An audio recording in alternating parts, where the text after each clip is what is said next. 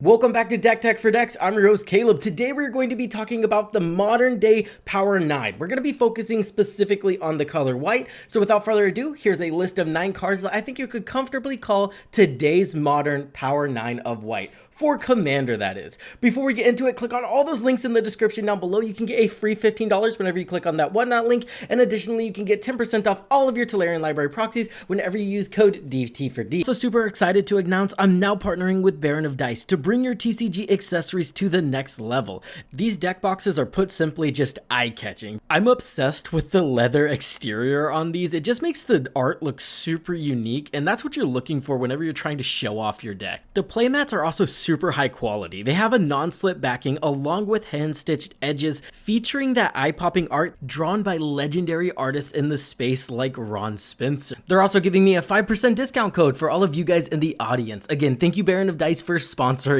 this channel.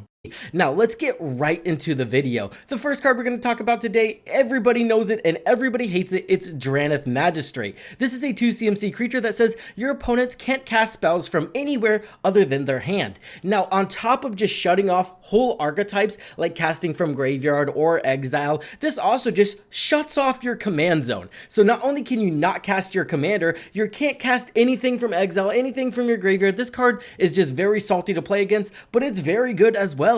The fact that it shuts off so many strategies means a lot of people's decks are just going to get bricked whenever they see this guy. And let's be honest, you could see this guy as soon as turn 1, and it's pretty impressive to play against. The next card is Esper Sentinel. This is white's best imitation of Heuristic Study, and honestly, it's not that bad. This is a 1 CMC artifact creature human soldier that says whenever an opponent casts their first non-creature spell each turn, you get to draw a card unless that player pays X, where X is Esper Sentinel's power. Notably, this can scale, but 9 times out of 10, this is just going to stay a 1/1, and it's going to be pay 1 or let me draw my card. It does only work once per turn, but honestly, it's just still super powerful. We're comparing it to one of the most powerful cards in Magic, if not the most powerful card in Commander, so comparing Esper Sentinel to that means it's got to make this list. The next one is Grand Abolisher. Again, a very, very powerful card. This is a 2 CMC creature. It's a human cleric that says during your turn, opponents can't cast spells or activate abilities of artifact, creatures, or enchantments.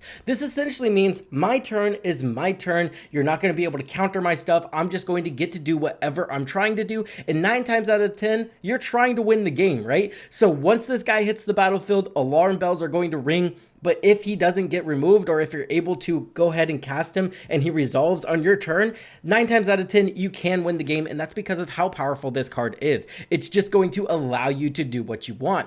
I am going to give an honorable mention to Silence here. This is a card that's 1 CMC. It's an instant and says your opponents can't cast spells this turn. Now this one is also super powerful. You could kind of consider it the Power 9 as well, but if we're talking about what's most powerful, I think Grand Abolisher is going to take it on this one, just for the fact that it's a creature, it stays on the battlefield, and there's ways to recur it. If you do get it countered, you can get it back. The next one is Ranger Captain of Eos. This one's kind of like Silence and kind of like Grand Abolisher, but it's also a tutor. This says whenever Ranger Captain of Eos enters the battlefield, you may search your library for a creature card with converted mana cost 1 or less. You know what that is? That's always 9 times out of 10 just straight up an Esper Sentinel.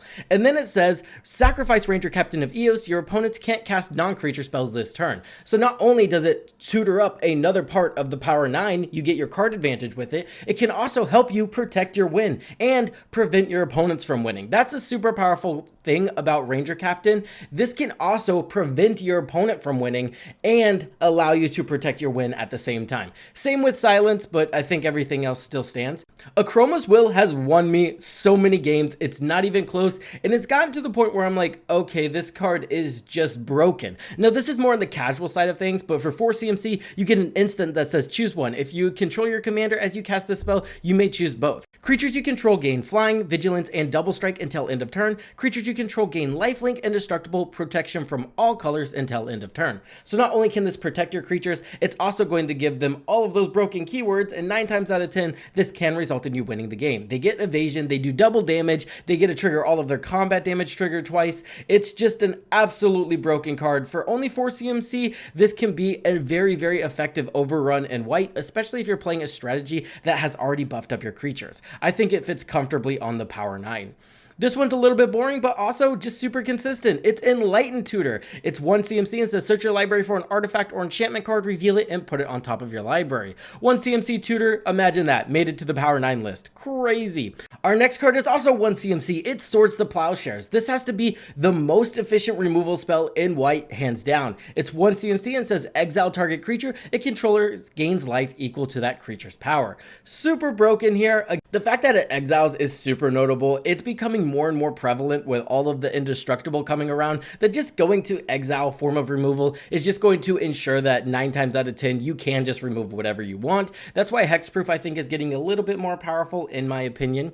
Teferi's Protection. This card had to make the list. This is a 3 CMC instant that says until your next turn your life total can't change and you gain protection from everything. All permanents you control phase out, and then you have to exile Teferi's Protection. So it basically means I'm gonna peace out for a turn, you guys can deal with the board state, and then I'm gonna come back. Now 9 times out of 10 this is also paired with like a devastating board wipe. I'm going to cast this board wipe, and then on top of that board wipe I'm going to cast this Teferi's Protection. Teferi's Protection will then resolve, and then the board wipe resolves. So not only does it 9 times out of 10 protect your entire board, it's also normally cast whenever your opponents are getting their entire board taken away. And what's cool about this is you don't care if the opponent casts the board wipe, right? The opponent casts the board wipe, I'm just going to clear the board, we can start over, and then a player throws this out on the battlefield and casts it. Yeah, you know that player is just going to run away with the game from there. The next one, also not going to be super surprising. This is Smothering Tithe, a 4 CMC enchantment that says whenever an opponent draws a card, that player may pay 2. If that player doesn't, you get to create a treasure token.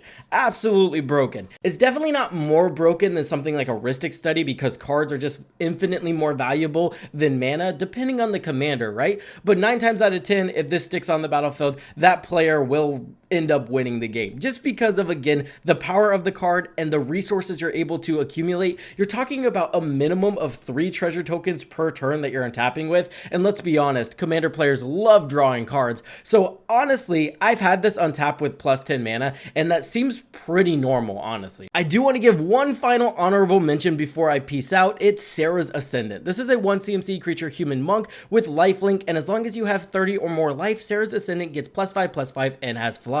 Now, I do see a time where this would have made it on the list for sure, but I just think people are moving away from combat damage strategies, and a lot of the meta is moving towards I'm going to get enough synergy pieces on the board to where I go near infinite and I'm going to win through that way. So it almost doesn't matter the amount of power you have on the board whenever you get your synergies off, if that makes sense, right? If a Craterhoof Behemoth hits the battlefield, we don't care that Serra's Ascendant was already a 6/6. That's what I'm trying to say here. Anyway, amazing in certain decks, but as a whole, I think it's lost a lot of power because I think people are just moving away from combat damage strategies. Not everyone, but people in general. And that's going to do it for today's video. Don't forget to like, comment, and subscribe, and I will leave you. I hope you guys have a great day.